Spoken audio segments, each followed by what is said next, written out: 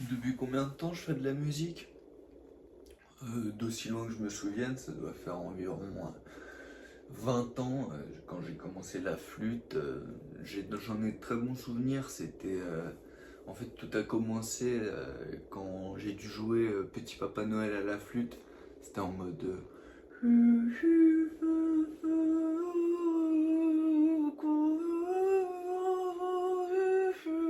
Et donc c'est là, je pense, mon premier contact avec la musique.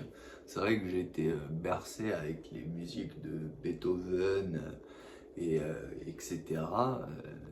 Et Mozart, bien évidemment, Captain Jackson, qui voilà, m'ont inspiré, c'est vrai, une partie de la plupart de mes chansons. C'est vrai qu'il y a une certaine touche artistique qui incombe en fait de ça. Car à la base, voilà, c'est vrai que c'est un peu mes pères fondateurs, ceux qui voilà, m'ont fait mes bases. Bon, d'abord, c'est vrai, en partant par la flûte, mais surtout voilà, au piano et les récitals. Voilà, comme tout le monde qui a fait de la musique et pratiqué, je parle voilà, du noble art. C'est voilà, d'une base en fait que je suis parti pour voilà, en m'inspirant de toutes ces grandes personnes qui voilà, eux-mêmes ont inspiré bon nombre de personnes, ont fait que voilà, j'ai pu prendre ma patte et voilà, commencer à faire ce genre de choses. Donc mon premier album, c'est très simple, je l'ai sorti quand j'avais 7 ans, je pense que vous vous en rappelez tous, c'est toujours à l'heure actuelle un chef-d'œuvre de la musique, en 43 parties bien évidemment, car voilà, c'est un nombre qui donne en quelque sorte voilà, l'état d'esprit, le thème de voilà, toutes ces chansons, de voilà, tout ce récital et toutes ces voilà, différentes aspects musicaux que je viens donner à tout le monde pour pouvoir voilà, essayer de comprendre mon univers musical et pouvoir voilà, avoir une sorte de vision qui demeure à la personne d'être bonne ou mauvaise de mon art, mais voilà, qui en tout cas ne laisse pas indifférent. Donc là, pour mon prochain album, ça va être très simple. Je vais faire comment dirais-je, du didgeridoo en fait. C'est voilà, lors d'un voyage au Népal, j'ai découvert le didgeridoo, qui est pour moi voilà, un instrument qui vraiment vient du cœur, qui vraiment voilà, donne une vision et une atmosphère à la musique sans pareil. Je n'ai jamais honnêtement vu ça. Franchement, je n'ai jamais vu ça. C'est pour moi le didgeridoo, le piano c'est là, le didgeridoo c'est là. C'est vraiment le didgeridoo. Donc voilà, je vais faire différents sons.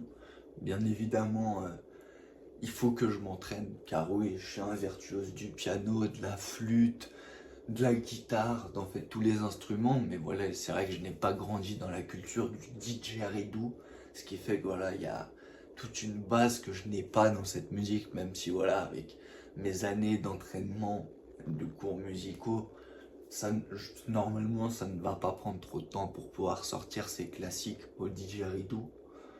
Et voilà, c'est clairement ça. C'est l'avenir de la musique pour moi. D'ici 2050, c'est le didgeridoo. Sans le didgeridoo, la musique n'est plus rien. Je préfère être honnête. Pourquoi je fais de la musique? Pourquoi? Alors, la réponse se divise très simplement en deux réponses possibles en fait.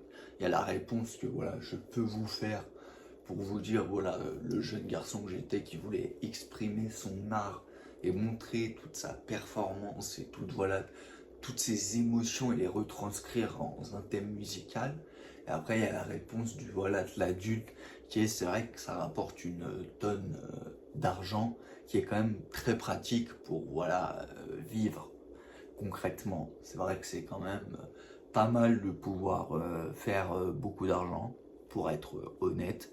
Mais normalement, cette réponse, je ne suis pas censé la donner. Enfin, ça fait quand même beaucoup moins mystique de dire que c'est pas tout un art de transmettre les émotions. Plutôt, on le fait parce qu'on veut se remplir les poquetas. Voilà, pour être plutôt honnête. C'est vrai. Donc, je préférais honnêtement que vous coupiez la deuxième partie et que vous gardiez que la première où je dis que voilà, c'est pour retranscrire les émotions et mettre voilà, en avant tout ça, etc. Bon, ça commence à faire quand même long là. Je vous laisse encore poser une question et j'y réponds. Et ensuite, je me casse parce que j'ai pas que ça à foutre. J'ai un rendez-vous à Zurich. Enfin, je vous parle pas de. C'est un rendez-vous professionnel, bien évidemment. Je suis artiste. Tous mes rendez-vous sont toujours professionnels. Comprenez bien, dans la musique, on peut écrire partout. On peut écrire dans une boîte, on peut écrire en se baladant, voilà, tout est une question qu'en fait c'est ton cerveau voit en 3 dimensions et moi le mien il voit en 4 dimensions et il entend et voit les sons. Se dire en fait j'ai pas besoin d'avoir l'instrument, je peux directement jouer les notes dans ma tête et faire voilà toute une symphonie. C'est là en fait voilà ma grande capacité à faire voilà de la chanson et de la musique. C'est de là tout vient en fait. Allez, la dernière question. Encore combien d'albums? Bah écoutez, le temps de. Je crois que il me faut encore un petit peu d'oseille pour être honnête. Et ensuite, je vais aller glander sur une plage tout le restant de ma vie, hein, concrètement, à me faire bronzer la pilule. Donc, cette réponse, je préférerais que vous la coupiez pour pour la suivante qui va arriver pour être quand même un peu plus.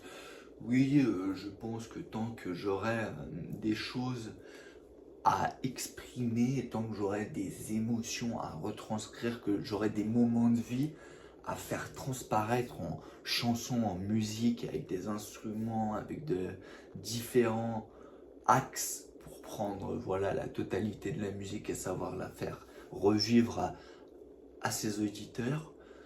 Tant que j'aurai encore le feu en moi, je continuerai bien évidemment la musique. Donc c'est pour moi, je pense, encore des années qu'il y aura mes chansons et mes albums et tout ça. Donc merci en tout cas pour ça, m'a vraiment fait très plaisir de répondre à vos questions. L'artiste doit s'en aller. Oh, t'as mis où ma coque, putain?